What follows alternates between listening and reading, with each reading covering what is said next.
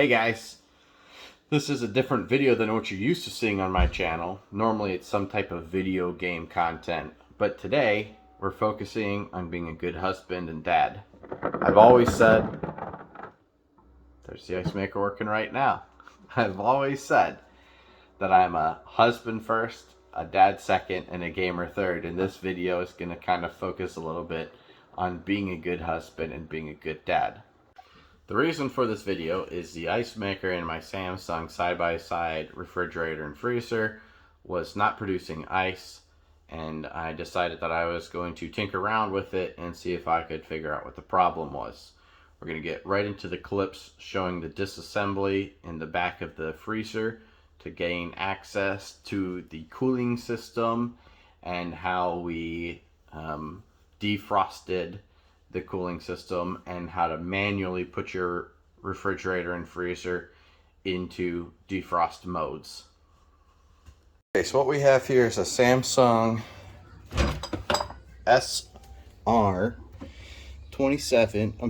Samsung RS27T 52000 SR/AA refrigerator. The problem presenting is the ice maker is not cycling the ice. It is cold enough to freeze it. It takes an excessive long time to freeze it, and then it does not cycle the ice dumping. Suspect was first that the ice maker, the ice tray piece inside here, was not working correctly, and so on further review, I believe these back ports here, I believe that this is for the air to be able to flow through, and all the way down at the very bottom you can see it kind of butts out some. I believe that that is for air circulation. Most of these were kind of blocked by an excessively full refrigerator. Well, really not excessively full, but just everything was just kind of shoved very far into the back, which didn't allow for good airflow. So what we're doing right now is going to investigate. I've already run it through a manual defroster. What we're going to do now is we're going to investigate by pulling all the screws out. There's 2 screws there. Each one of these little arrow points is where there's a little teeny tiny pop. And then each one of these circles has a little cap that you've got to use a flat-headed screwdriver to pop out. Who are you talking to? Making a video. Okay, somebody else runs into this. Yeah. Okay. Thank you for saying please. Give me a minute.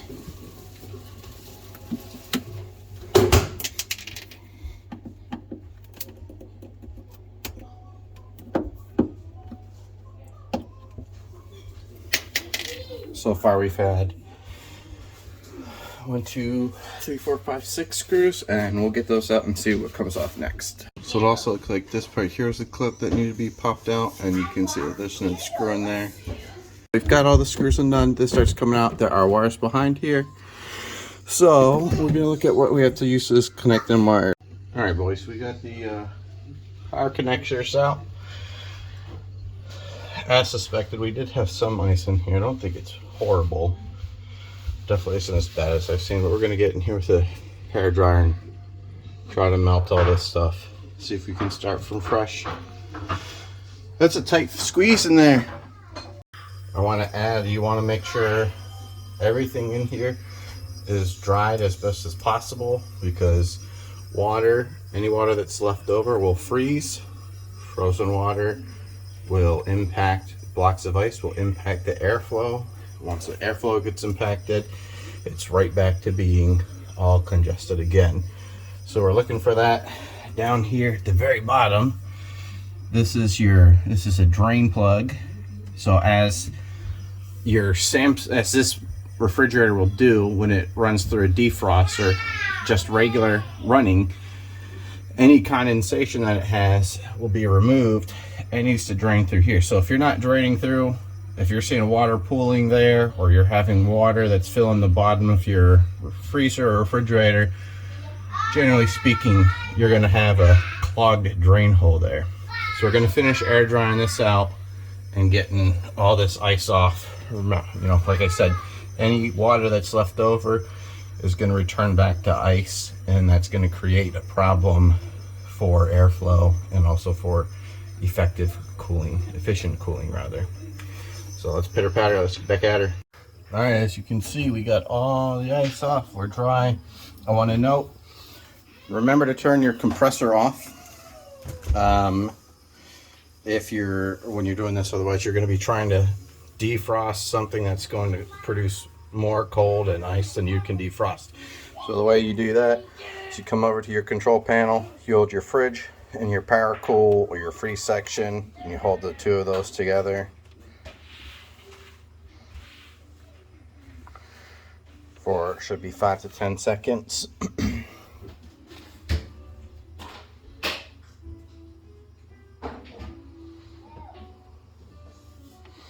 Once in here, press the power cool. FF is your fresh food. FD is freezer defrost. Blank means it's going to go back to the regular refrigerator cycle. And that's that. So all we have to do now, let this sit for 8 seconds so it kicks back on. Okay, that's going to kick on. And all we have to do now is start putting all of this back assembled. We're going to make sure we clean up everything in here too. Got a little bit of debris from a couple years of use, so we're going to get that cleaned up. All right, so we got the cables, power cables hooked back up. We're reinstalling everything. Little tip is each one of these little arrows that you're seeing on the side here, that is where it kind of clips into place. Make sure best practice is going to be to push directly beside the arrow so that you don't apply twisted torquing and you won't have to worry about breaking anything.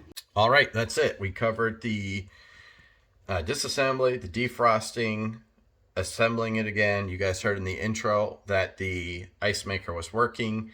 I showed you guys how to manually put the freezer into the defrost mode. If you have a lot of ice buildup on the fins and the cooling coils, please do not use brute force strength to knock that ice off. You can damage the fins, you can damage the cooling coils, and that's going to lead to big problems down the road, and that's a pretty expensive repair.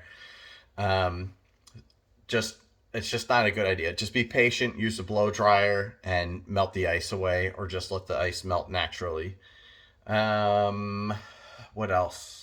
Oh, I should have, and I didn't do it, I should have unplugged the refrigerator before starting repairs. I'm very fortunate that I didn't short out any control panels or motors or any of those things by plugging and unplugging things while they were running, and especially considering that there's condensation and liquid involved in this job, in that repair. It was a little reckless and irresponsible to not take a few moments to unplug the refrigerator before I started work. So please exercise caution when you're working on your appliances. Make sure that you unplug them to ensure your safety. I'm not a professional appliance repair person. I'm a stay-at-home dad. I'm disabled, so I try to do the little things that I can do around the house to keep things going instead of having to call in repair guys all the time. This is a learning experience for me. I hope it's a learning experience for you. I hope that this has helped you fix your problem. And if it has, if you could leave a like, and if you enjoyed this or you found that it helped you or you have some other tips, please leave a comment below. I think that's it. I don't think I have anything else. We talked about safety now. We talked about the cooling coils. I think that's it. Thanks, guys. Have a great day.